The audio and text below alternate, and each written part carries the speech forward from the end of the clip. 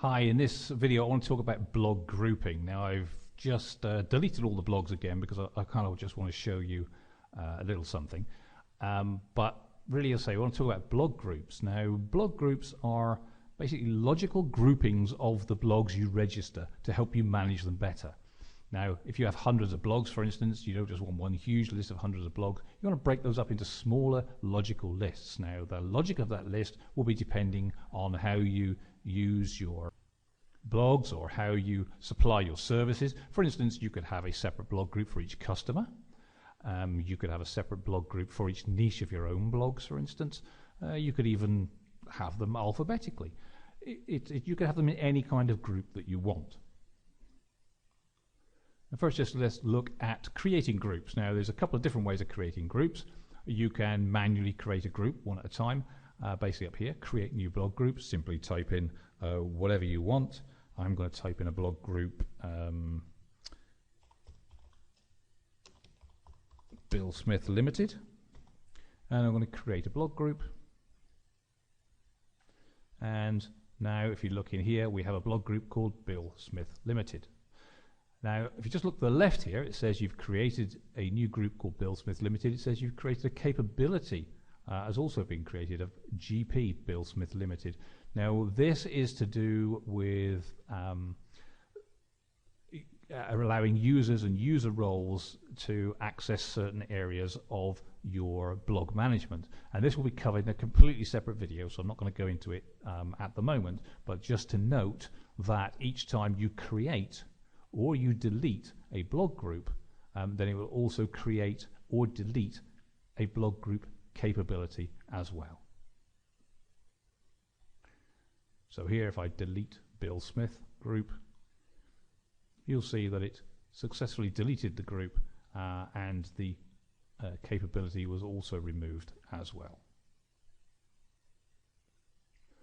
And also note, as we said when about adding blogs or batch adding blogs, that if we use the format your site, your login name, your password and group name, it will automatically create those groups for you. And I'll just do that quickly and show you how that works. And now if we just scroll down underneath, you will see that where there's a blog group, so capability GP1 and blog group 1 created, blog group 10 and a capability GP10 created, the same with 9. We've also got a Harry Wells industry and a capability created at the same time. So if I just go back and refresh that, so you can see that all those blogs have indeed been installed and they're there on the left hand side. You've registered 15 blogs, and if we just drop that down there, you'll see that there are a number of blog groups, 1, 10, 9, Harry Wells Industries, that have been created when the blogs were installed. So over here we have select blog group display, and that means that we can select whatever group we want. So Harry Wells Industry as a group, if we select that, it will only select the blogs that are in the Harry Group Industry, in the Harry Wells Industry group. In this case, we've got 2 blogs in that group. So we have a couple of already configured groups. One is called All and one is called Default. Now it's important you understand the difference here. Now All is self-explanatory. No matter what group the blog is in, whether the group is not in a blog, it will be displayed in the All group. So by clicking All, you'll be able to see all your blogs regardless. Now any blog that is not in a group or has not been allocated a group, then it will be displayed in the default group. So this group is the name of a group, but it really only shows anybody that's not in a group. So if I now just click that, select that display group, and we can see there's quite a few here that aren't in a group. So if I go this increase vertical jump, now I'm going to add that to a group. So let's just edit the blog credentials. This is how we can actually add groups. Once they're in there, we can add them to a group. Everything comes up here now in the edit, and we can just select a group. I'm going to put that one in Harry Wells Industry as well. Remember, that's increase vertical jump, and I've put that into Harry Wells Industry. Let's edit that existing blog. And with that done, that's fine. So now if I go to the control group again and go to Harry Wells Industry and select, you will now see that increased vertical jump has appeared in that blog group. And if I go to the defaults blog group,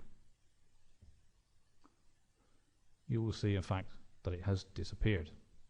So it has now a group allocated to it. It's important to understand that if a blog is added to a blog group, it will always have that blog group reference attached to that blog unless you change it.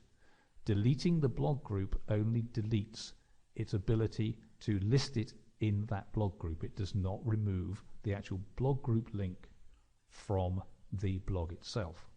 So let's just see how that works. So if I now take Harry Wells Industries and as before I do, let me just go back and select Harry Wells Industries, and you can see exactly what's in that group. So there we are. We have the 3 chemical, increase and welding caps. So if I now delete that Harry Wells Industry blog, I delete it. Okay, let's now refresh that group. Let's go and find that group. We're going to try to find the group. It's now gone. So I have to go to the default group, and let's see if we can see, for instance, this increased vertical jump. So I select the default group. You'll find that increased vertical jump is not in the default group. That's because although we don't have a group called that, we do still have them allocated to a group, even though the group does not exist. So it won't show in that default. But of course, if you select all, then all your blogs will appear. Okay. So that means that even if we delete the blog, the references are still there, and that's important because that means we can now create a new blog group, Harry Wells Industries, and with that created, that will now exist in our drop-down box, and by selecting that display group, we can pull back our original blog. So we haven't lost our grouping, even if we do delete the actual blog group. It can always be returned, no problem at all. And of course what this means now is that with things set up into logical blogs, we can now choose those blog groups and perform actions on those blog groups only, or on parts of those blog groups only. So in this case, we select the Harry Wells Industry. I could select all, and now any actions that I take, and we'll talk about actions in a later video, will only perform on these blogs and not on any of the other blogs. And of course I have the choice to pick only a 1, 2, some, or many, or none of the blogs in any particular group to perform actions upon.